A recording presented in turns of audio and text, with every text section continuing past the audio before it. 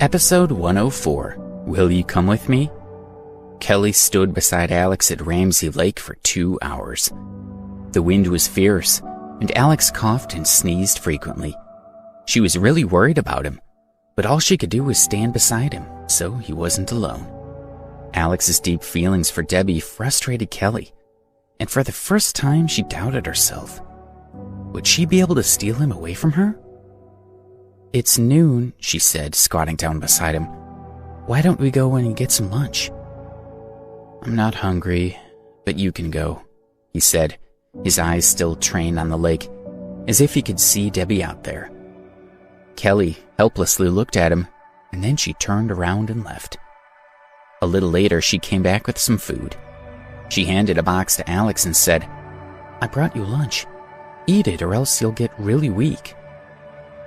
Alex felt a trace of warmth toward her when he realized she hadn't left him, but had instead gone to get him food.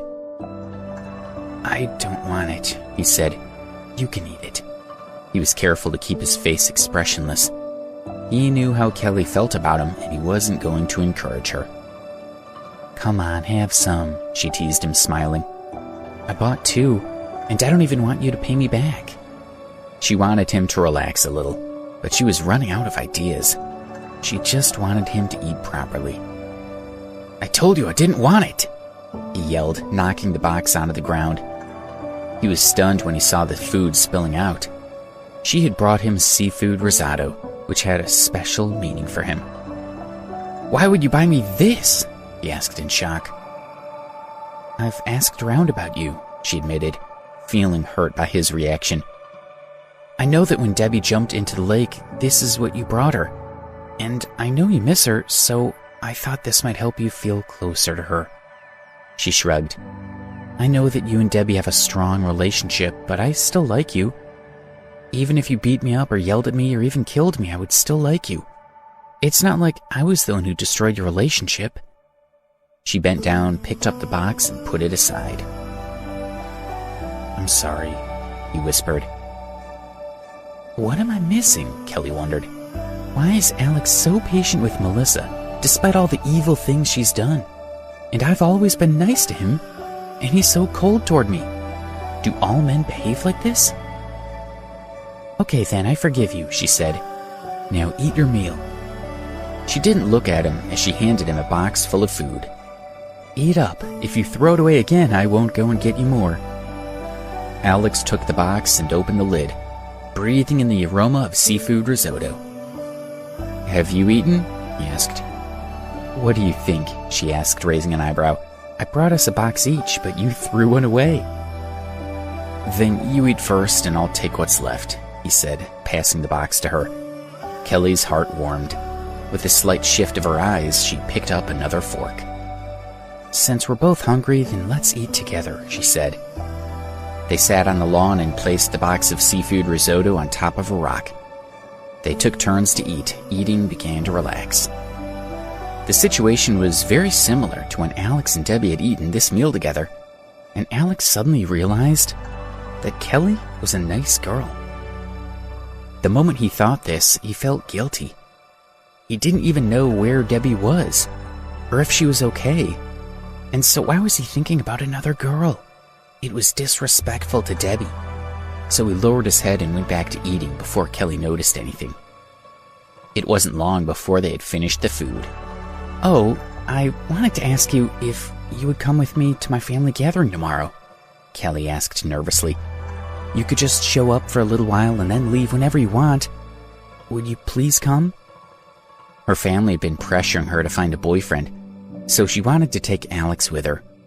When her relatives saw him, they would think he was her boyfriend without her having to say so. "It's okay if you don't want to go," she said. "I just thought I'd ask. I know you're really worried about Debbie and you're not really in the mood for a party. I understand." Alex was staring at her, not saying anything, and she was growing embarrassed. "It's fine," she said. "Don't worry about it. I'm sure you'll find Debbie soon. I have to go." With that, she picked up the trash and prepared to leave. "I'll go," Alex said. "What?" she asked, gaping at him. "Really? You'll come?" When he nodded, she couldn't help but laugh excitedly. "Sorry, I didn't mean to laugh. Okay, wait for me at the school gate tomorrow, and I'll pick you up there. Bye." With that, she left.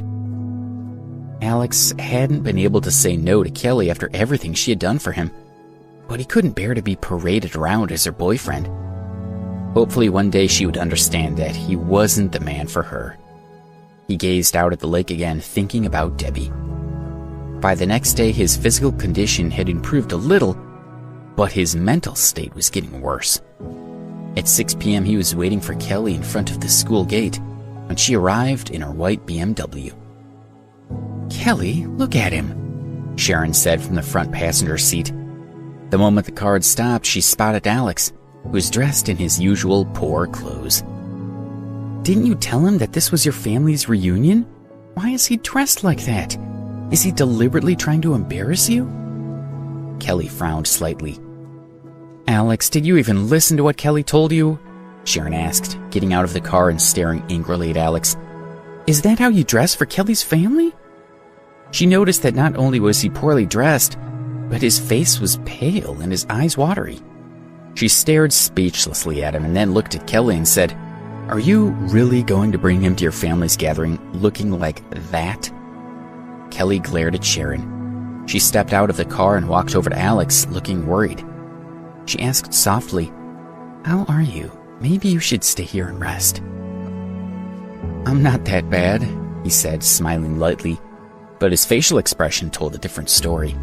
He had already promised Kelly he would go, and he wasn't about to go back on his word. "It's okay, I'll come with you."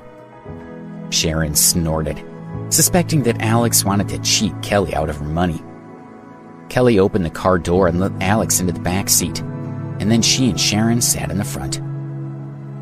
"Open the window a bit," Sharon said, glaring at him in the rearview mirror. "If you're catching a cold, then keep it to yourself." "Are you quite finished?" Kelly said, her tone annoyed. Sharon glanced at Kelly with a hurt expression, blaming Alex for causing trouble. Kelly drove them to her family's luxurious villa, which was next to Purple Dawn Lake.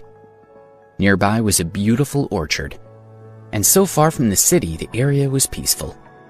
The lake was very quiet at night. The rippling water, the tall trees by the lake, and the carpet-like meadow all looked like they came from a fairy tale. They could hear the water lapping at the shore, the chirping of insects and the croaking of frogs. The atmosphere was relaxed and pleasant.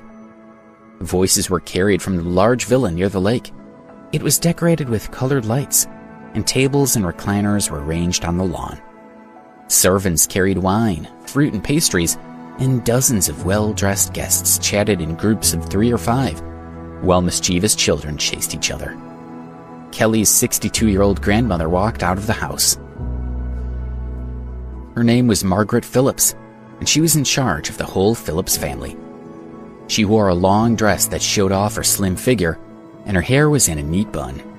Her skin was smooth with only a few small wrinkles, and her eyes were her most startling feature.